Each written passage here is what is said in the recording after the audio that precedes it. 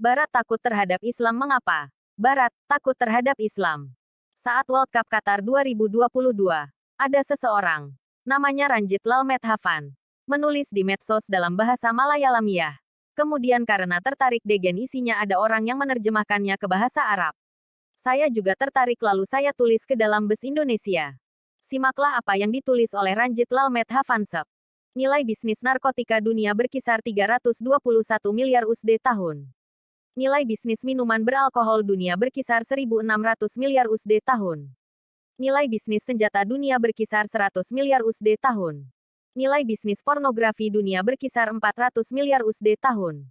Bisnis perjudian dunia berkisar 110 miliar USD tahun. Sedangkan nilai perdagangan emas berkisar 100 miliar USD tahun.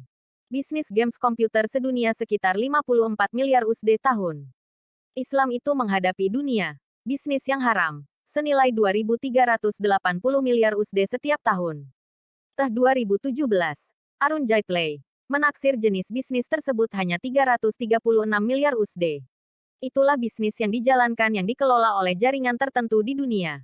Artinya apa? Bila dunia menerima politik Islam yang mengharamkan bisnis narkotika, minuman keras dan minuman beralkohol, maka akan kehilangan prospek bisnis sebesar 2.000 miliar USD.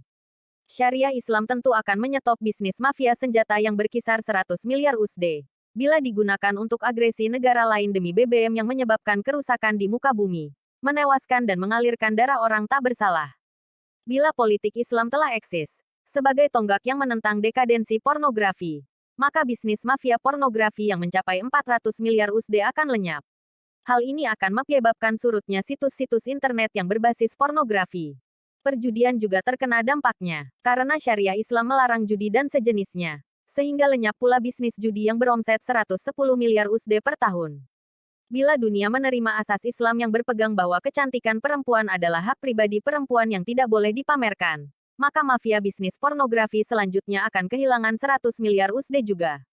Kaum mafia di pihak lain telah membeli media massa internasional agar terus menyebarkan tuduhan bahwa orang Muslim adalah teroris. Maka tumbuh berkembanglah mafia bisnis media massa dengan curahan dana dari jaringan mafia tersebut. Mereka telah bergerak di berbagai belahan dunia terus melemparkan tuduhan keji bahwa Islam adalah teror.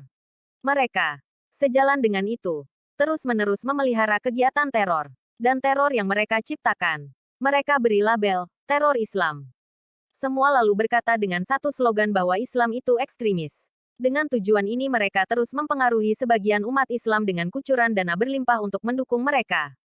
Padahal Islamlah yang berkata, siapa yang membunuh satu orang tanpa dosa maka ia telah membunuh seluruh umat manusia.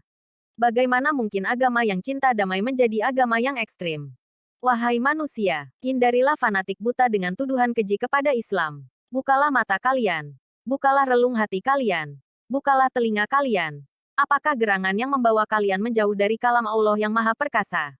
Apa sih kecerdikan mereka sehingga berani menuduh bahwa Islam itu teror?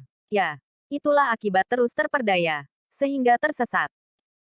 Wahai manusia, apakah yang telah memperdayakan kamu berbuat durhaka terhadap Tuhanmu yang Maha Mulia? Demikianlah info penting ini, semoga bermanfaat bagi setiap orang beriman.